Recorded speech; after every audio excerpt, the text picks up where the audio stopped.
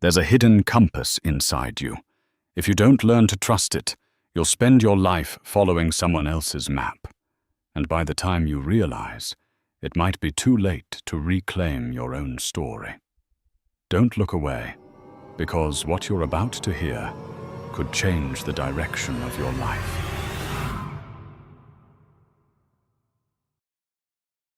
Most people drift through life, always doing what's expected of them.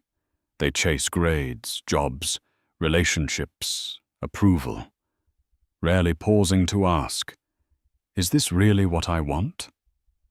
There's another voice, though. It's not loud, but it's honest. It's the gentle pull in your chest, the uneasy feeling when you're about to make the wrong choice, the sudden clarity when the world goes quiet. That's your intuition. Carl Jung called this your true self. He believed your intuition isn't just a feeling, but a secret guide, something ancient and wise, buried beneath all the noise. But here's the tragedy.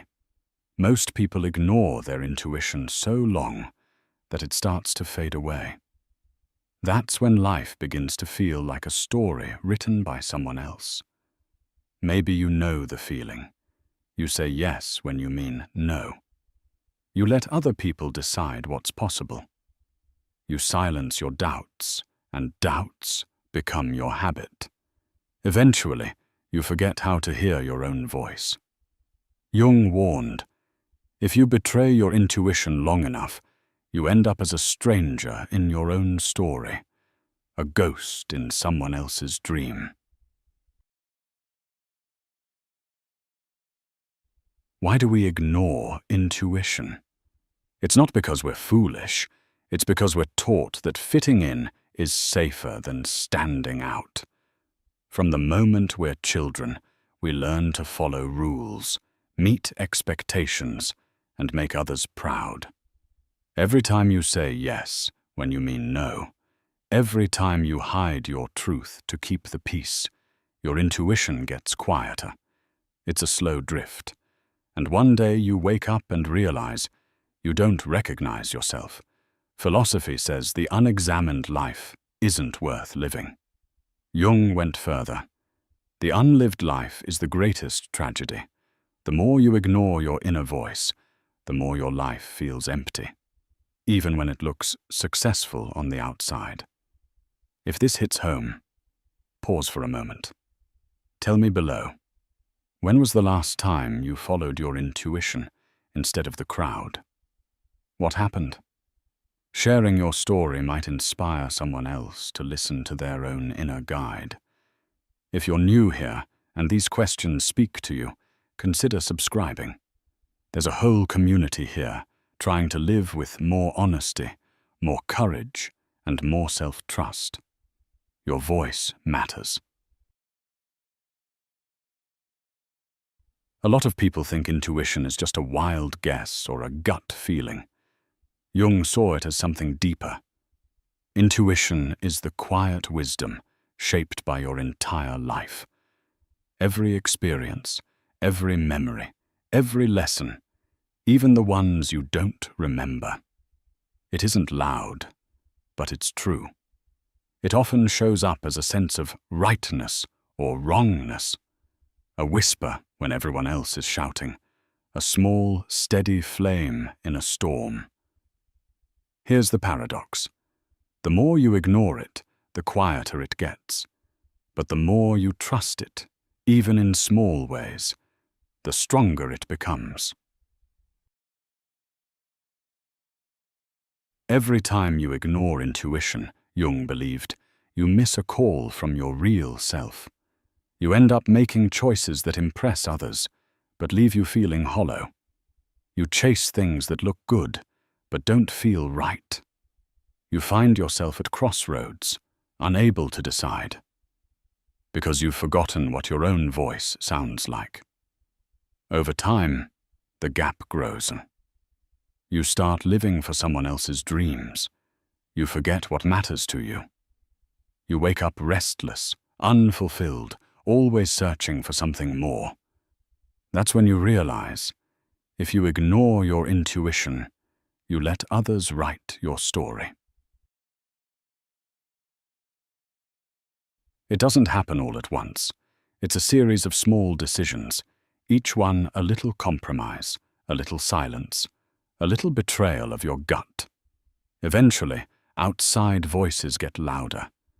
Their fears become your limits. Their dreams become your goals. Maybe it's your parents saying, "This is success."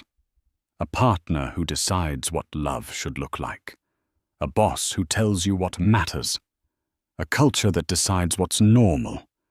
Each time you follow someone else's script, your intuition fades a little more.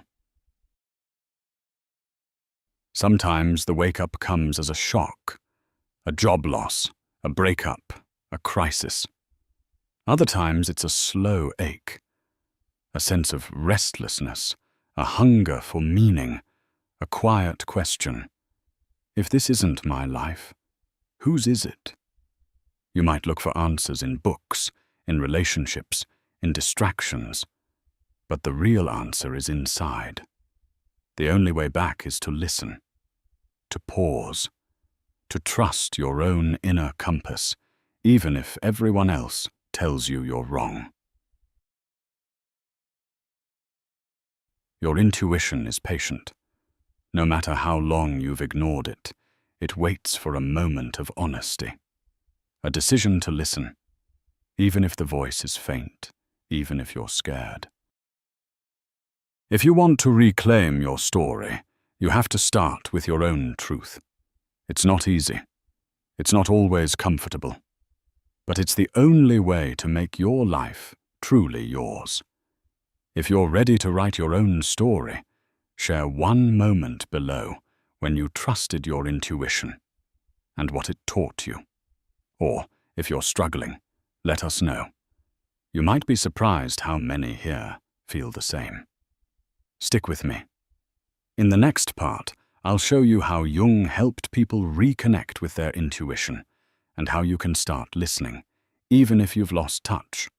The breakthrough starts when you finally listen in.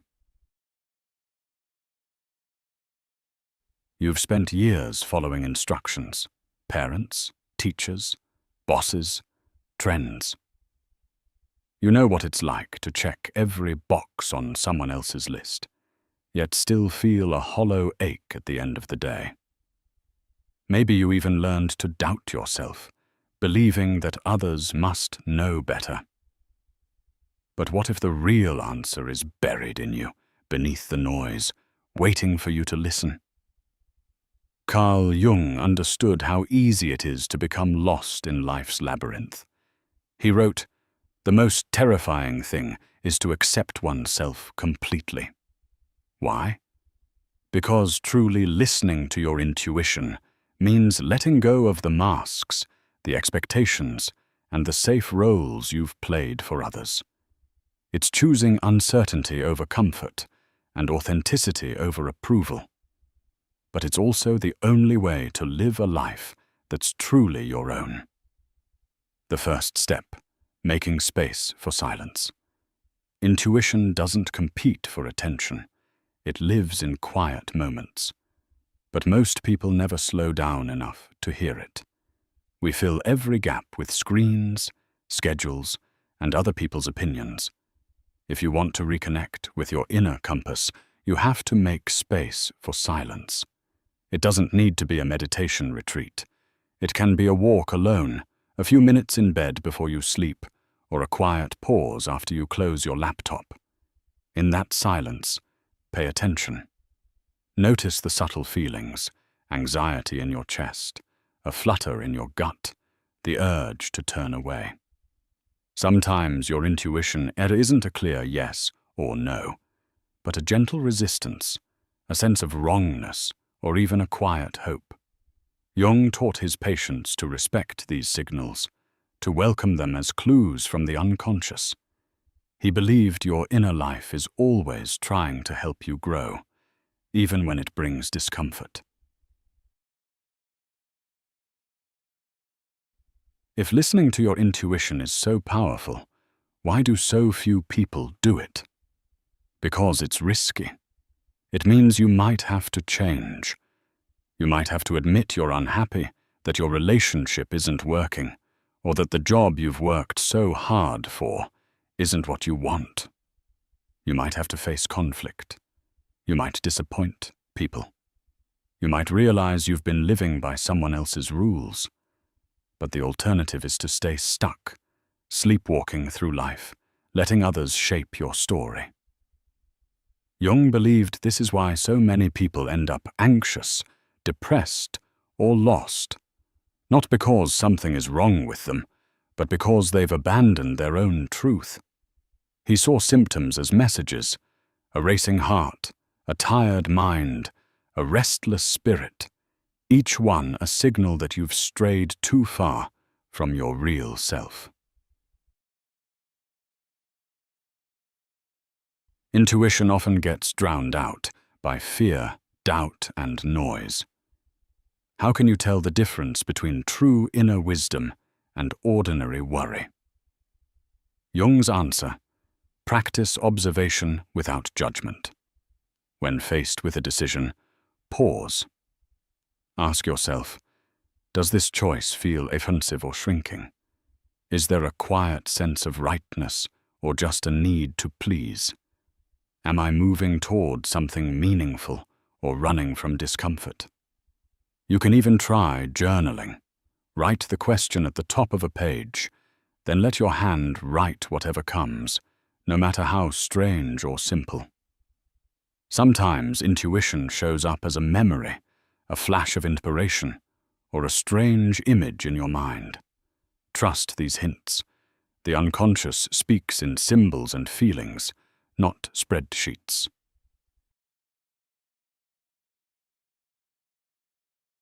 You don't have to change your life overnight. In fact, Jung believed the smallest acts of honesty can shift your entire direction. Maybe you say no to one invitation that doesn't feel right. Maybe you wear what feels good, not what others expect.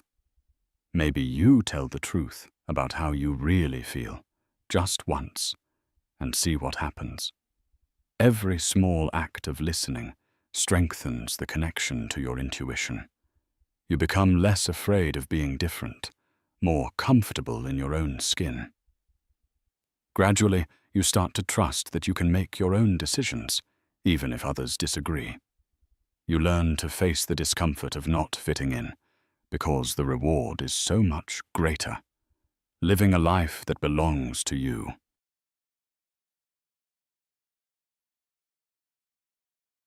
There will be times when your intuition pulls you in a direction that doesn't make sense to anyone else. Jung called this the call to individuation, the journey of becoming who you truly are, not just who you were told to be. This is the hardest part. Your friends might not understand. Your family might worry. You might even lose some relationships. But what you gain is your own voice, your own authority, your own path, and in time you'll find others on the same journey, people who respect you for your truth, not just your obedience. At the root of ignoring intuition is the desire for approval. It's hardwired in us, to belong, to be liked, to avoid rejection. But the cost of approval is often authenticity. Every time you silence your intuition for someone else's comfort, you pay a price. Jung wrote, "The privilege of a lifetime is to become who you truly are." That privilege can't be handed to you by anyone else. You have to choose it over and over in small and big ways. The more you honor your intuition, the more life opens up. You discover you have an inner guide that wants the best for you, not just in survival, but in joy, meaning, and self-respect. You become less anxious, less restless, less dependent on what others think. You stop chasing empty goals and start creating a story that fits who you really are. And the world changes too. Because when one person has the courage to trust themselves, they make it safer for others to do the same. Ready for the real test? You've come this far, past the noise, the doubts, the outside expectations. But the true turning point is just ahead. In the next part, you'll discover the hardest and most rewarding step of all: how to act on your intuition when everything and everyone tells you not to. This is the step that divides those who quietly wish from those who truly change. Don't miss it. The final breakthrough is closer than you think.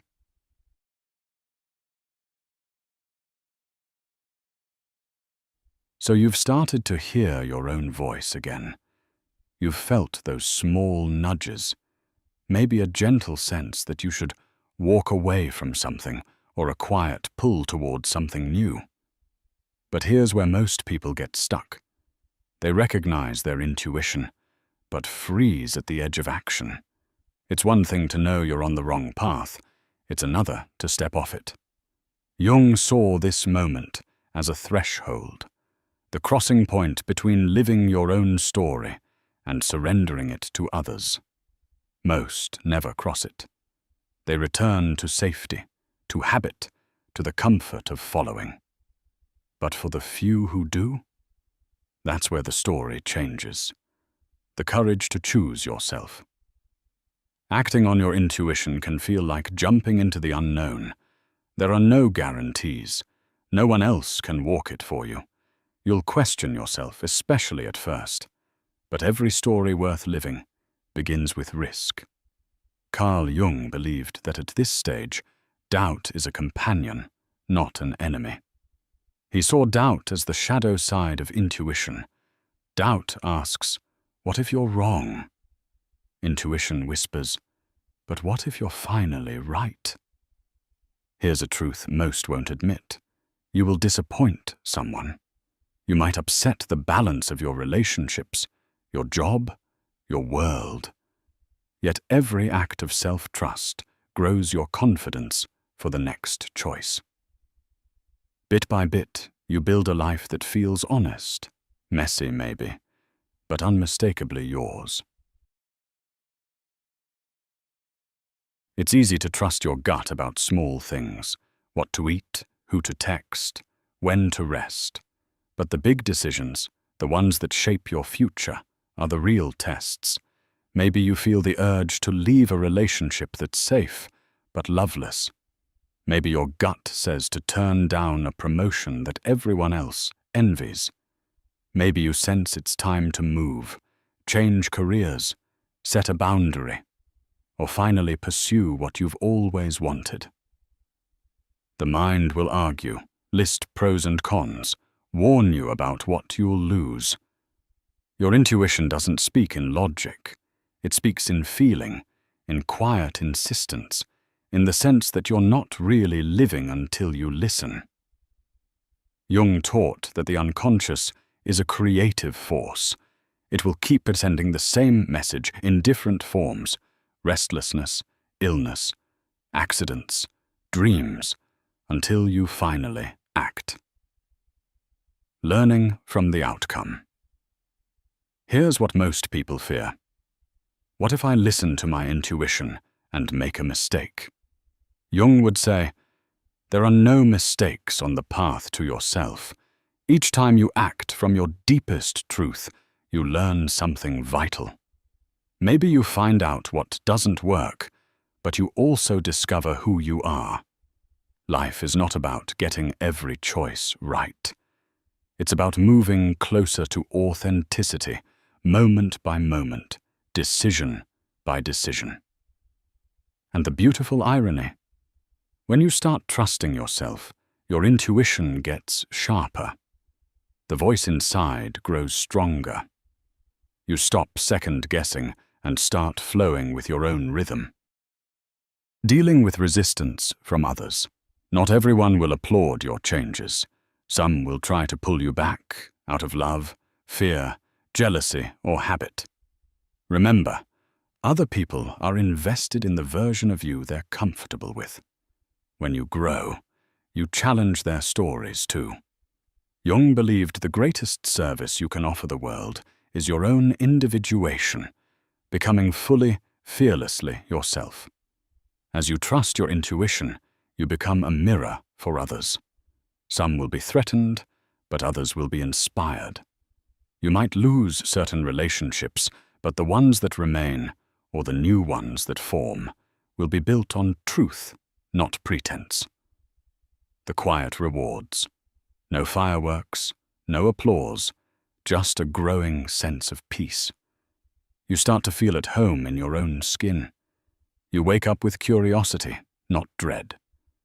You forgive yourself for the past and trust yourself with the future. The outside world may still be loud, demanding, and full of noise. But inside you have an anchor, a quiet, steady sense of direction. Jung wrote, "Your vision will become clear only when you look into your own heart. Who looks outside, dreams. Who looks inside, awakes." Every time you honor your intuition, you awaken a little more. This journey is not about perfection or certainty. It's about learning to live in alignment with what is most real in you. It's about letting go of borrowed dreams and false beliefs so you can finally write a story that's true. If you've followed this far, you've already done what most never attempt. You've faced the discomfort of self-examination. You've questioned the scripts handed to you. You've dared to imagine a life where you are the author. Now the question is simple, but powerful. What story will you write from here? The final invitation. Maybe you're still afraid. Maybe you're not sure what your intuition is telling you yet.